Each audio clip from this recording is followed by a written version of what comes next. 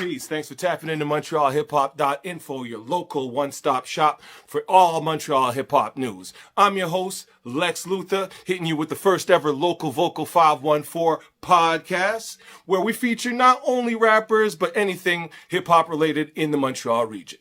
So this week, our guest is the ODDBALLERS.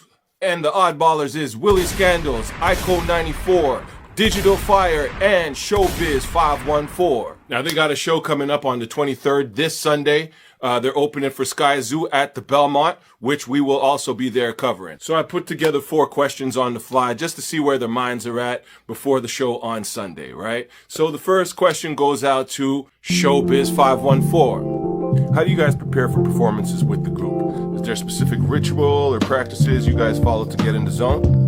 Or just run it? Hey yo, it's your boy Showbiz, tapping in from below the tracks.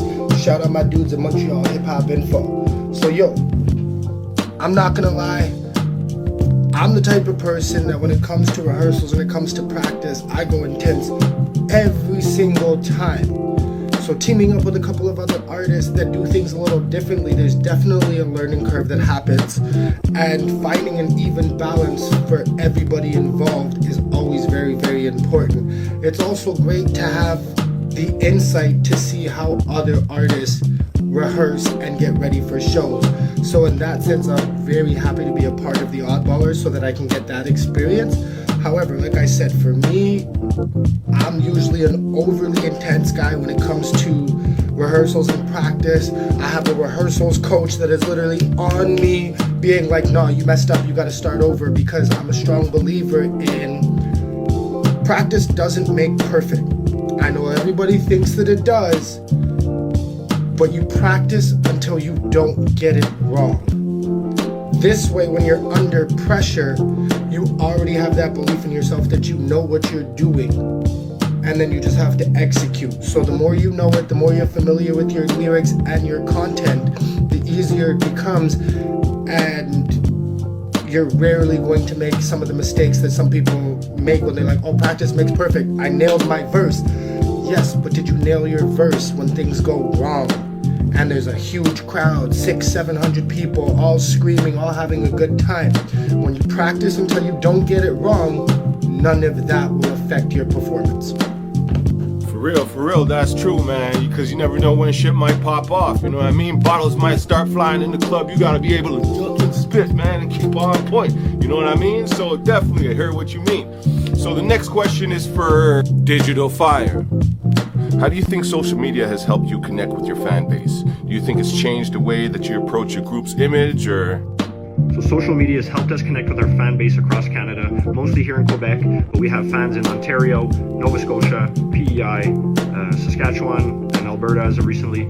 So yeah, we just keep connecting with people all over. We've been doing shows in those areas for a few years now, and we can't wait to go back. Facts. It's important to hit all those areas, man. But you're right, man. The whole country stand up, whether it be Alberta, Ontario, they all got a big hip-hop scene, man. So you're definitely right for that. It's best to hit everywhere. So the third question is for Willie Skandalz.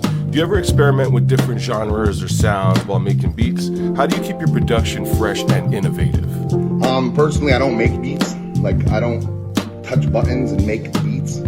I come up with the ideas and I beatbox them. I hum the ideas to producers and other artists that I work with closely. So like, for instance, Res Dogs with Kong, that was nominated for Collaboration of the Year at the International Indigenous Hip Hop Awards. That song was something I had in my mind for years. I'm a red dog, baby. It's just something I had. It was just bubbling and sizzling in my brain for years. And then it just so happened that Roswell sent me a beat that matched the fucking shit that's been playing in my head. So it was like, it was the perfect match. So for me, like, I can't say that I use any certain tactics to be innovative or to stay relevant and all of that. I just feel and do music the way it's supposed to be, organically. Yo, for real, man, I couldn't agree with you more, man. All this copy-paste, sloppy taste, trap crap that's going on, you know what I mean? We ain't fucking with that. You gotta keep it organic, you understand? So you definitely right about that, man. And the last question now goes out to ICO 94. You've probably seen how the rap scene has evolved. In your opinion, what's the biggest change on how hip-hop is being consumed today compared to how it was a few years ago?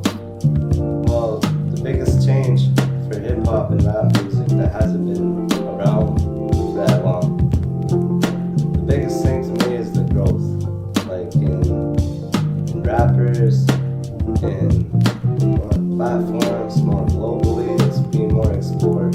It's really the growth. So like I said, we'll be there covering the show on Sunday. So why don't y'all come out? It's gonna be lit, have a good time. It's gonna be the ODDBALLERS kicking it live as a group for the first time all together. And of course, the legendary rapper Skandalz from Brooklyn. So until then, Lex Luthah signing out. One.